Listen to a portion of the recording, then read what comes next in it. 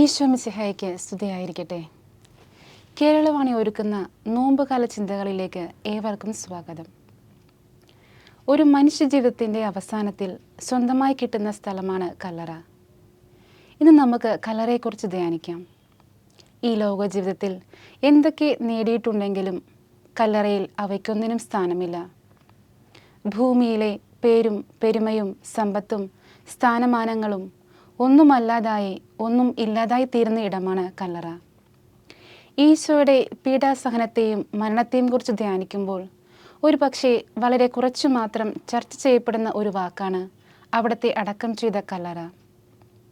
യേശുവിനെ സഹനത്തിൻ്റെ തീച്ചൂളയിൽ കടത്തിവിട്ട് ജീവൻ വെടിയുവോളം വേദനിപ്പിച്ചവർ കരുതി അവിടുത്തെ കല്ലറയിൽ എല്ലാം അവസാനിച്ചെന്ന്.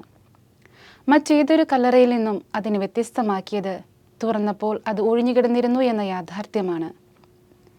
കല്ലറയുടെ ശൂന്യതയ്ക്കും മൂകതയ്ക്കും അന്ധകാരത്തിനും വിധിക്കപ്പെട്ടവനായിരുന്നില്ല യേശു. യേശുവിൻ്റെ കല്ലറ വിജയത്തിൻ്റെ പൊൻകൊടി പാറുന്ന ഇടമായി, വിശുദ്ധിയുടെ പൊൻപ്രഭ ചൊരിയുന്ന ഇടമായി, മഹിമയോടെയുള്ള ഉയർത്തെഴുന്നേൽപ്പിൻ്റെ ഇടമായി തീർന്നു. സ്വർഗം ലക്ഷ്യമാക്കി ജീവിതം ക്രമീകരിച്ചവർക്ക് കല്ലറ മോക്ഷത്തിൻ്റെ ഇടമാണ്. സ്വയം മറന്ന്, ലക്ഷ്യം മറന്ന്, സ്വാർത്ഥതയാലും അതിമോഹങ്ങളാലും വിവേകശൂന്യരായി ജീവിക്കുന്നവർക്ക് ആത്മീയ ചിന്തകളും പ്രാർത്ഥനകളും കൂദാശകളും വ്യർത്ഥമായി തോന്നിയേക്കാം.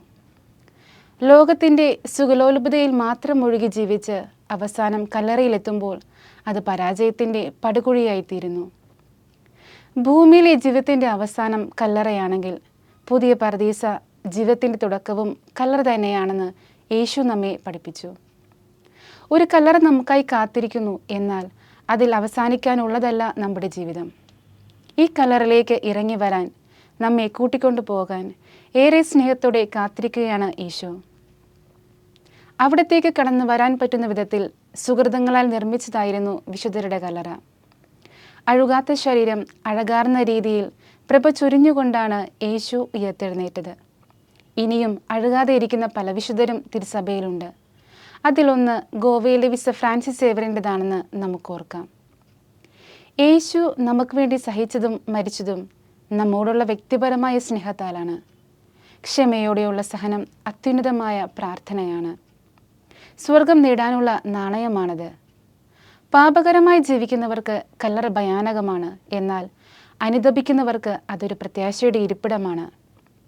സഹനത്തിലൂടെ പിതാവ് നൽകിയ ജീവനിയോഗം പൂർത്തീകരിക്കാൻ കല്ലറയിൽ ശയിച്ച ഈശോയെ, ഞങ്ങളെക്കുറിച്ചുള്ള പിതാവിൻ്റെ നിയോഗം തിരിച്ചറിഞ്ഞ് എന്ത് ത്യാഗവും സഹനവും ധീരതയോടെ ഏറ്റെടുത്ത് വിശുദ്ധിയിൽ എത്തിച്ചേരാൻ ഞങ്ങളെ അനുഗ്രഹിക്കണമേ.